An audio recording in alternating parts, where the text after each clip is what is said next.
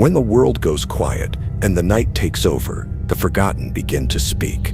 Welcome to the Voices of the Night, where every shadow has a story and every story chills you to the bone. There was a man who lived alone in a quiet upstairs apartment, tucked between old brick buildings and rusting street signs that barely swayed in the wind. He was the sort who preferred silence, a man who found comfort in solitude and routine. Each night he locked his door, checked the windows, and climbed into bed at the exact same time, never giving much thought to the darkness that settled around him. It started with a whisper. The sound came faintly, soft, like a breeze beneath the floorboards. At first, the man thought it was the pipes, or perhaps an old vent pushing air through the walls. He tried to ignore it, but night after night, the whisper returned. Always at the same time, always from the same place beneath the bed. He never heard words, only a voice. Low, rustling, constant. The tone of it wasn't angry, nor pleading. It was patient, almost amused. And though it never rose above a whisper, it wrapped itself around him in the dark like something breathing just inches from his skin. The man began to lose sleep. He lay frozen, listening, waiting. Every sound became sharper. The tick of the clock, the settling of the walls, his own breathing, and beneath it all, that whisper.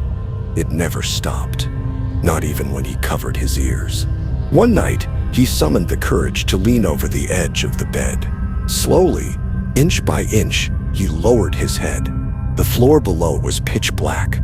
The faint moonlight from the window refused to reach under there. He waited, heart pounding. The whisper didn't pause. In fact, it grew louder, as if the presence knew he was finally listening.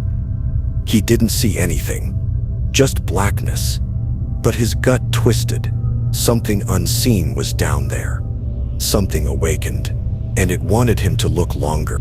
The next morning, the man tried to convince himself it had all been in his head, a symptom of exhaustion. He vacuumed under the bed, checked for gaps in the walls, sprayed for pests. But the whisper came again that night, stronger, closer, and this time it said his name. He never told anyone. Shame kept him quiet. Logic told him to ignore it, but instinct whispered a different truth. Something was living in the darkness under his bed, and it knew who he was. He began sleeping on the couch, yet the whisper followed. Not as loud, not as clear, but still there, echoing faintly from beneath the floor. At night, the lights flickered. The hallway grew colder. Sometimes he'd wake with scratches along his arms, thin, straight lines, as if something with fingers had reached out while he slept. One evening, in a haze of exhaustion and frustration, he returned to the bedroom. He threw himself onto the mattress, turned off the light, and lay perfectly still, daring the whisper to come again. It did. But this time, it wasn't alone. There was movement, not a scurrying like a rodent, but a deliberate shift of weight, like something repositioning itself directly beneath him. The mattress pressed upward slightly. The man held his breath. Then he felt it, a slow, rhythmic pulse beneath the bed, as though something alive was breathing in sync with him. He couldn't move, couldn't scream. All he could do was listen as the whisper rose again, coiling through the slats of the frame. It was no longer content to murmur. It was chanting now, a sound not made of language, but of intent, a warning or an invitation. The air in the room thickened. The walls closed in. The man's chest tightened, and for a brief second, he felt weightless, like he was being pulled through the mattress, downward, into the blackness below. Then silence. When he awoke, it was morning. He was still in bed. Everything looked untouched, but the underside of the mattress had long parallel tears in the fabric, ripped from the inside. After that night, he stopped sleeping entirely. He boarded up the bedroom and moved into the living room permanently. But sleep deprivation comes with its own horrors. Shadows began to move on their own. Whispers followed him down the hallway. Sometimes he'd see shapes reflected in the dark glass of the television.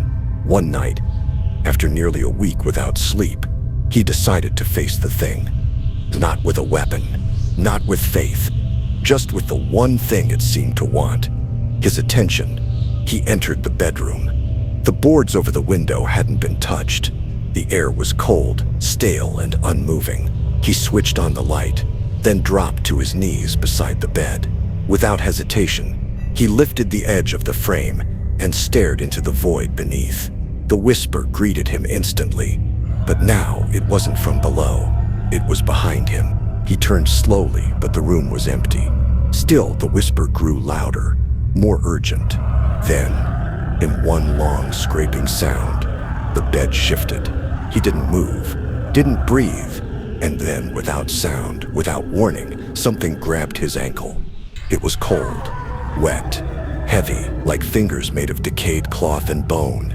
It didn't yank, it didn't claw, it simply held him there.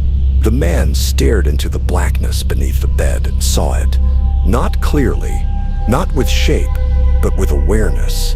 He knew it was watching him from behind that curtain of shadow. He could feel its eyes, many, unblinking, hungry, and it whispered again. This time, inside his head, he collapsed. When he woke up, it was morning again, but something had changed. He no longer felt alone, not ever. In every room, every shadow, every mirror, the presence loomed. The whisper was no longer a distant sound, but a constant murmur beneath the surface of his thoughts. It had entered him, and it would never leave. The man no longer slept. He no longer spoke. He wandered the apartment like a ghost. The boards on the bedroom stayed untouched. But sometimes, neighbors reported hearing him whispering to himself late at night. Except they never saw him moving his lips. Weeks later, the landlord entered the apartment after receiving complaints of a foul smell. He found the place empty. No sign of the man. The furniture was untouched, the doors locked from the inside. But in the bedroom, under the bed, were long drag marks carved into the wood floor, claw-like deep. No one ever saw the man again. But sometimes, when the building is quiet, a whisper can still be heard in that room. Low and patient, waiting. And so our tale ends, leaving shadows that linger in the mind. If you survived tonight's story, leave a comment about what disturbed you most. Was it real? Was it fiction? Some questions are better left unanswered. Subscribe to hear more voices that whisper in the dark, and join me next time when I share another story that waits in the shadows. Until then, sleep well if you dare. This has been Voices of the Night.